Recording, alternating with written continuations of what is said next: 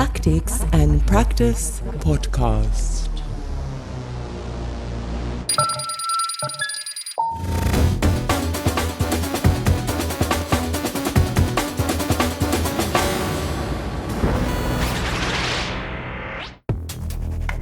Bonjour!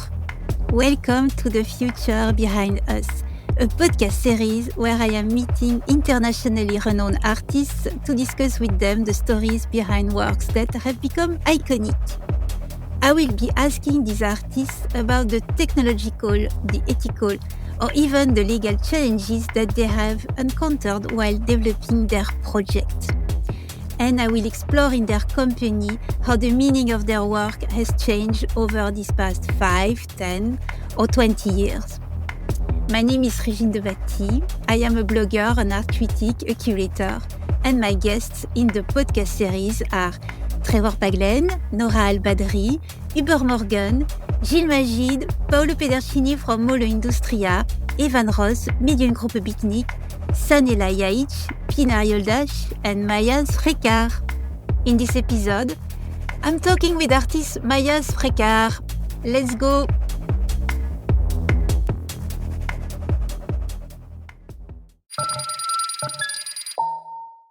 Maja Smrekar is an artist, a researcher, and a professor at the Fine Art and Design Academy in Ljubljana, Slovenia.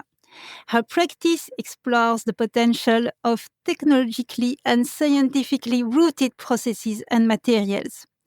Over the years, Maja has been addressing critical bioethical complexities, in particular interspecies relationships, the ambiguities of technological materials and practices, as well as the concept of the post-human world. And Maja has been looking at all these issues long before it became fashionable to do so.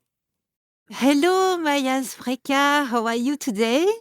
I'm doing good, thank you. How are you? I'm fine. Really super happy to get a chance to catch up with you. Thank you very much for your invitation. Let's start with the project that you started working on 10 years ago. The project is Canine Topology, and I chose it for many reasons. One of them is that it's quite an iconic work, and in part because it won the Golden Nika at Prix Ars Electronica in 2017. And Canine Typology is a series of works that emerge from several years research into the co-evolution between human, dog, and wolf. And the project looked also at the possibility to create a hybrid of the human and the dog species. Anyway, one of the chapters in the series is called Hybrid Family. It was a performance, and in this performance, you biologically manipulated your own body so that you could eventually breastfeed an Icelandic Spitz puppy. The process took place in a retreat in the company of your dog companion, Byron, and of the puppy, Ada. My first question is, was this retreat open to the public? And if people were allowed to witness the process, what could they see? Could they see you prepare your body? Or could they observe the kind of interaction you had with the dog? So what could the public see from this performance? Yes, well, it took me quite a while to prepare my body and actually my psyche and actually also the whole space I was living in for this performance to happen for the public. So I knew that I have to prepare myself in quite a solitude before I would execute the performance publicly. And it took me almost 4 months of a strict diet, of breast pumping my breasts by the methodology, which took quite a rigorous timeline. I had to pump my breasts every 3 hours for 20 minutes. During the 24 hours, that was 8 times. Also during the night, I was trying to have a diet of iron and B vitamin rich food, and I was drinking galactagogue herbs tea. Galactagogues are the herbs that are in our body accelerating the work of a hormone called prolactin, which is then the hormone that is informing our body, our breasts, to start producing milk. So I had to do all of that in order to even get some colostrum at the beginning so that I could be then able to execute the performance publicly. So I was writing a blog and I was also in dialogue through that blog. It was actually letters, a conversation with the curator of the project, Jens Hauser, and one of the curators. And this is where I was somehow trying to make sense of what I'm doing from the maybe even a bit historical perspective, definitely from the social and theoretical, philosophical perspective, as well as from the perspective of the whole tornado of different emotions that have been produced by hormonal changes in my body. So these letters, this correspondence was published in real time. I was also doing some working photos and videos just, to document the process. But after almost 4 months, there was an official public presentation of the project for the public. They had to announce themselves in the apartment where I have been living for this whole time, where I designed one of the rooms into some kind of a hybrid nursery. And there would be 3 people at the time meeting me there. My lovely assistant would be bringing tea, offering us tea of galactagogue herbs. And for 20 minutes, I would be again breast pumping. And then at the end of that procedure, the little puppy Ada was with us for the whole time. And whenever the pump stopped working, she would just run to me and start to suck on my breast. And while we were drinking tea and with the guests and talking about different kind of topics, mainly they were connected with the questions on the hybridity in heteronormative society and the anthropocentrism, and, for example, ethical questions such as, are we the owners or just inhabitants of our own bodies in the society we live in and within all the rules and legal obligations that we have to actually respect, and so on. And then after that, we would still talk for about 10 to 15 minutes. And then my assistant would tell them that it's time for me and Ada to rest, and then they would leave. And then after a few hours, there would be the next visit. And I found very interesting that during the performance, you were questioning together with the audience whether or not we own our own body, because obviously that evokes the kind of discussions there is today in the US and in some European countries, like the one I'm living in, Italy, which is ruled by the far right, about what a woman can or cannot do with the body. And there's a lot of discussion and against women's right to abortion. So that brings another question, which is, this work, Hybrid Family, looked at transpecies motherhood, which I guess is going to look subversive for more conservative minds, but also a hybrid family really defies the traditional views of the female body and what you cannot do with the body, its accepted functions and its purposes. So the obvious question is going to be, was it a feminist statement? Was there a feminist element in your approach of the hybrid family? Yes, of course. I mean, one of the reasons why I did it was because we are living in very, very populistic times, full of nationalisms, racisms, and so on. And I really wanted to, not just that I felt like the other in many situations in my life as a woman, as an Eastern European citizen, which is not living in the first world, but also not in the third world, but it's some kind of feeling of the invisibility of such a small nation as Slovenia is. we are not very big players in any of the political or other worldly decisions anywhere because we are such a young nation, for example. And of course, I know that there are many identities that are having much harder time than I do. But still, I really wanted to stress on one hand myself as the other. And with that, I wanted to maybe put myself on the place of the other.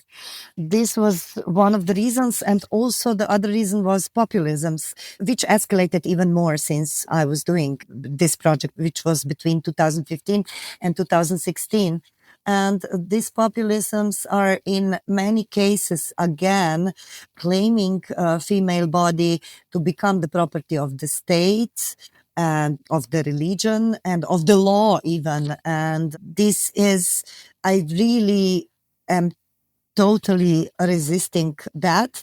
Also because usually the discourse about claiming the female body from the one who is not in this body is usually connected with reproduction and perception on family, which should in those discourses be only one. And that would be the heteronormative nuclear family. And it's not that I have anything against that kind of family, but not even close would everybody be to that they could have, that they could be so lucky to be able to have such a family, right? And this is the last reason why I decided to do the whole canine topology series. That one was very personal, and it was actually coming out of my own experience as an only child growing up in a family which was very dysfunctional.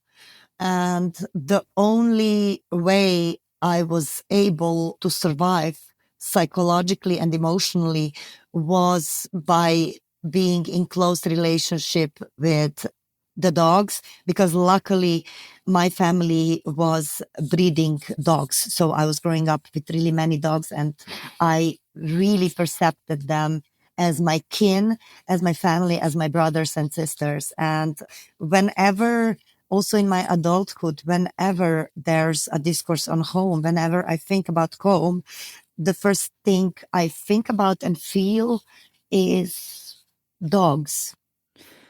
Wow, that's so beautiful. Thank you for this. Oh, thank you. So staying on the topic of women, and I hope my question, well, it's a bit of a cliche, so apologies for that, but it seems to me that the artistic field that is engaging with biological and ecological process tend to be, I would say, dominated by women. And maybe I'm not informed well enough, and maybe I'm biased. But what I know is that each time I've been asked to curate a panel looking at life science and art, the majority of the panelists that I really, really wanted to invite were always women.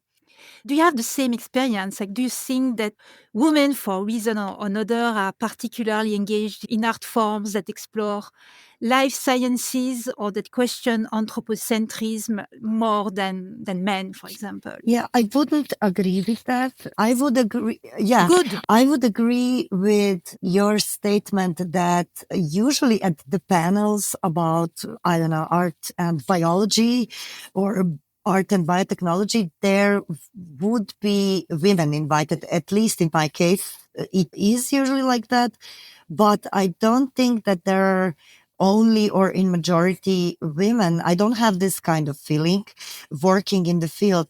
There's a plethora of really good artists that are doing amazing projects, and they are all amazing male artists working mainly with biotechnology. So I'm thinking, therefore, that maybe there is some kind of a chauvinistic interpretation of the ones that are perceiving the field as mainly dominated by women, you know, and that is why there's always the usual suspects at the panels that I mentioned earlier.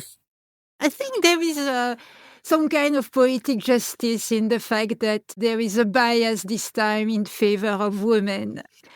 Anyway, my next question is, you engage with processes and interactions that cannot be programmed, that cannot be perfectly orchestrated, because in the end, what you work with and what you investigate is life itself. So how do you deal with uncertainties, with unexpected outcomes, with maybe bad surprises and things that do not go the way you are expecting? Yeah, that's a very good question. Well, it's hard. It's very hard, but I don't see a big difference between the uncertainty that I'm encountering in my artistic processes from the uncertainties that I'm encountering on a almost daily basis in my life. Really, to me, oh my God, living this life in such precarious times is just almost as challenging as, work. It's all part of the same, map. I guess that my answer would be, because then I usually bring the project to its end. The answer would be that if they're on the way in the process, if there's a total break, which informs me that there's not a possibility to bring the project to its end within the idea that I had at the beginning and as the point of departure, I try to contextualize that outcome then and work with it further. But I also think that that is not actually such a problem, because it's interdisciplinary art, it's research based, and it's investigative art. So the very word of the field informs us that there are going to be surprises and that there are going to be consequences, and that hopefully actually the outcome is going to be different as it was, planned at the beginning.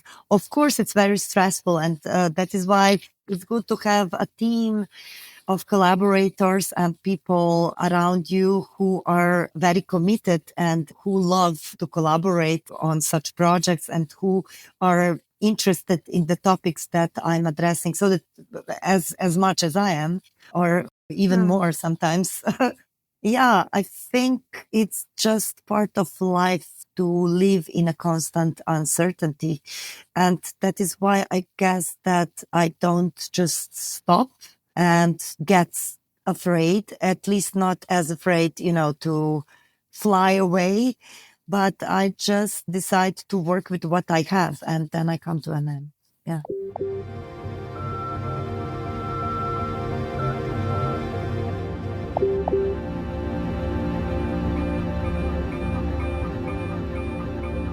And okay, so just to illustrate what you've just been saying, if you look back at canine typology, what were the biggest challenges you encountered, not only in terms of the development of the work, but also when it comes to the communication of the project? Because I think some aspects of it kind of ruffled some feathers. There was some strong reaction from the public, especially the most conservative people. I don't know what to address first. Oh my God. Ooh, I mean, the plethora of technological challenges, then physiological ones, then collaboration with animals. It takes time, and then you have a deadline, and you don't always know whether these two are going to align in the way you would expect, and you have to react accordingly. Yeah, then the virality of fake news that was accompanying some of the actually all of the canine topology projects. Of course, also the attacks of some individuals. This was all very challenging, but also taught me a lot. I mean, to summarize, this whole plethora of challenges informed me that this is what it is to be an artist, right? Mm-hmm. There is, no matter how much everything is planned in advance, the budget, the concept, the production, all the team, all the timelines, workflows, and so on. There's so many parameters that you cannot control. But the beauty here is that you have the freedom to react to all these parameters, and they become a part of the whole story, which is, I think, actually a good thing, right? Yeah, and so you mentioned that one of the parameters that was difficult to control was the interaction with the animals. So I'm wondering how your non-human companions, you know, the little Ada and Byron, because they played an important role in hybrid family, for example. So how did you ensure that you were not exploiting the dogs for your own artistic purposes, that you, Ada and Byron, remained on an equal foot, so that maybe they could take a step back if they were not comfortable with your ideas? So how did you ensure that they kept all their dignity and their freedom to express that they did not agree? Well, I think that you should ask them about that. Ha ha ha. No, I'm Okay, kidding. next time. No, well, some of your questions I can answer, but for example, the one about their dignity, I'm not sure how to answer that, because I'm also not sure whether the question about the dignity is maybe anthropocentric one, right? Mhm. And I mean, although I don't know whether the dogs do have a sense of dignity in their culture, canine culture. So I cannot answer that because I'm not sure. But I've been communicating with dogs and also other animals, but let's talk about dogs now, since, the beginning of my life. And I'm also very interested into communication with dogs. I know when they tell me and show me when they are uncomfortable, when they don't want to Mhm. be, for example, a part of a situation, when they don't want to do something. But they also very much tell me and show me when they want to be a part of a situation or collaborate with me or eat from my body and so on. So I worked with them accordingly. They do show and tell me when they need a break, when they really Mhm. want to collaborate. They are very, very social animals, very similar like the majority of humans, right? And there are very, very specific procedures from dog to dog. They are individuals, because Byron and Ada are not the only dogs that I've been collaborating with. I mean, they are the only ones that I've been collaborating within Hybrid Family Project, but there have been other projects Mhm. where I've been collaborating also with other dogs, and also the ethologists or the human companions of those dogs. So we have been dwelling very much and analyzing very much the individual personality of each dog according to the collaboration that the dog would have to do. And we would then also, it was very similar as, for example, with actors or performers. You have to exercise, there's an audition, you see who is made to do this and who likes to do this, for a certain kind of collaboration. And also in the case of Ada and Byron, if I saw that at some point they would not want to collaborate, I immediately stopped the collaboration. We would have a pause. We would go out in the park or in the nature and so on. But it was usually because they needed to pee and poop. And I have to tell you that they are both working breeds, and they are very typical representatives of those breeds, and a border collie and an Icelandic shepherd. They really enjoy collaborating with human or with other animals, especially dogs. So to me, it's really hard, to talk about ethics, because it's what was unethical here, except Mhm. of the moralism that was communicating, well, that was wrongly communicating that it's ethics what was wrong Okay. here. And usually those critical voices were talking about how unethical is to breastfeed a dog. But I think that they were confusing ethics with moralism, because why would then be ethical to drink milk from a goat or a cow? Yeah. Or eat eggs, right? Yeah, you're talking to a vegan, so of course I'm completely on board with that. Okay, I'm talking But to a vegan, what but did- there's a lot of people. I do not recall that I would be attacked by any or criticized by any vegan for what I did. Actually, there were even some vegan societies on Facebook and so on that were actually advocating in my favor regarding the Hybrid Family Project. So, yeah. Yeah, I like that answer actually. I was wondering, what did canine topology teach you about the kind of intimate connections we can have between us, the human animals, and the other animals? I'm asking you because the project was addressing the fact, not the project, but my question is addressing the fact that so many artworks nowadays and also in the past, when you go to new media art festivals and events, like so many works are looking with a lot of excitement at the human hybridity with the machines. So why were you more interested in the kind of intimate connections and the hybridity we can have with other animals? Well, I have to say that I am mainly interested in the connections and maybe hybrid connections with the other.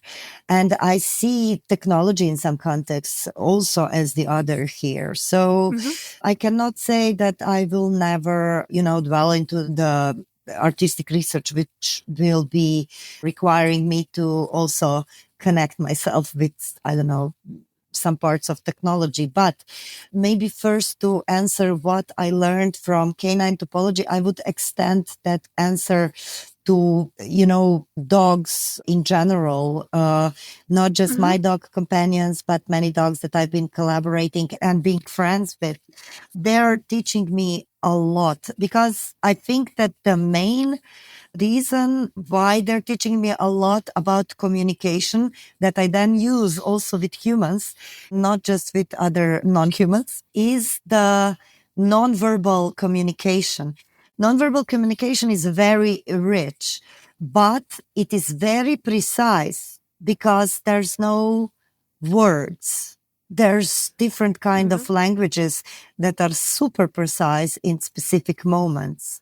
And I learned how to observe a living being and how to try to read the living being, how the living being is feeling like, what they are trying to tell me, what they need from me, what I need from them, and what they're giving me. So I am translating constantly what I'm learning from the nonverbal communication with the non-humans to my communication, verbal and nonverbal, with the humans. And I appreciate that very, very, very much. So I'm still learning from non-human animals really a lot. And I think that every human should be in connection with at least one non-human animal, not necessarily a dog at all. But since I'm a speciesist, I'm the canine team. This is a joke, but yeah, maybe not so much. Well, but no, for example, the movie My Octopus Teacher, the guy in that documentary is, I think, talking exactly about what I was just saying a little bit earlier, right? He was taught a lot about communication from a non-vertebrate octopus. I think that's beautiful. And I absolutely, utterly stopped eating octopuses since then, since that movie.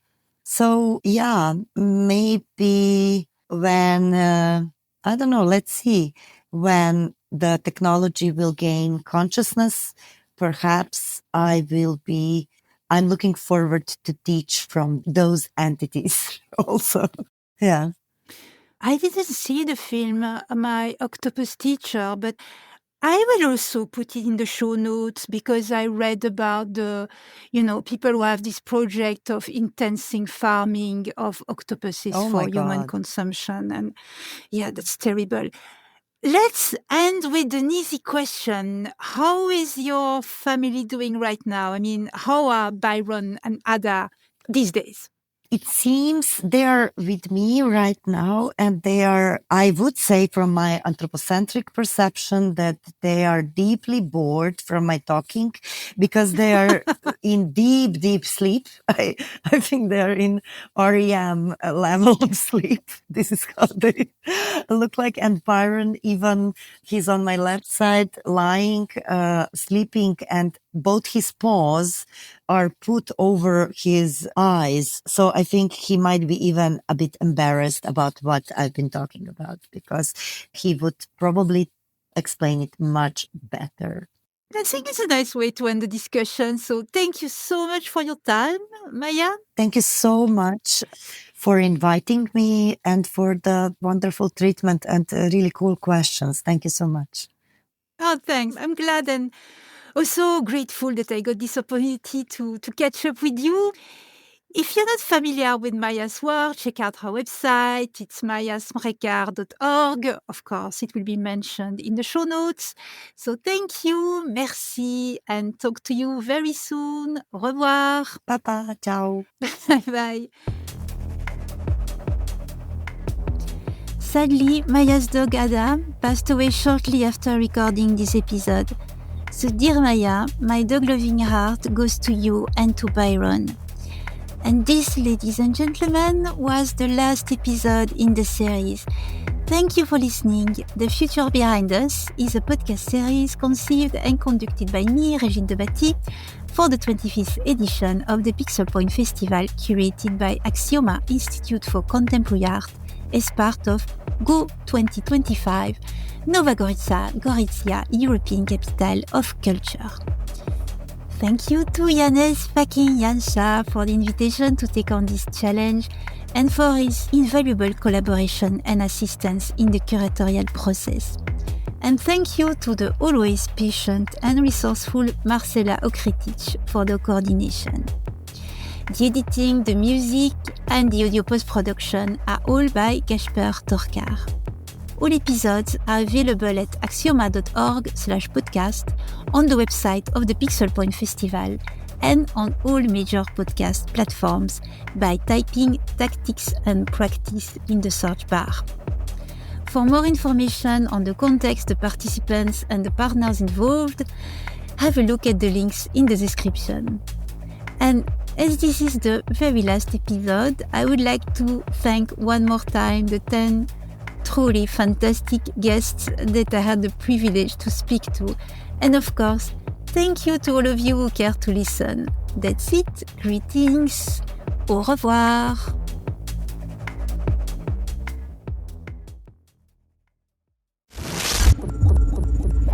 Tactics and Practice Podcast.